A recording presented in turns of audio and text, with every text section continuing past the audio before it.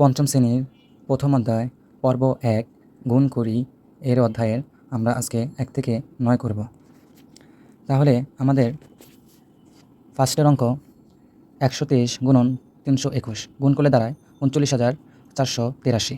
দ্বিতীয় নাম্বারটা ৪৯৮ সাথে ৫৭৬ গুণ করলে দাঁড়ায় ২,৮৬,৮৪,৮৪৮।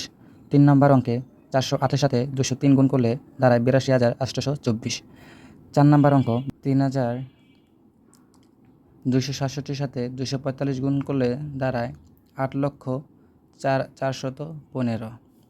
৫ নম্বর অঙ্ক ৮,৯৭৫ সাথে ৯৫৬ গুণ করলে দাঁড়ায় ৮,৫৮,১০০। ৬ নম্বর ৩,০২৮ সাথে ৪১৭ গুণ করলে দাঁড়ায় ১২,৬২,৬৭৬।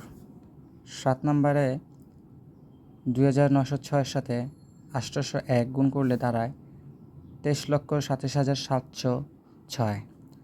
৮ নম্বর অঙ্কে ৪,০০৭ সাথে ৮০৯ গুণ করলে দাঁড়ায় ৩২,৪১,৬৬৩।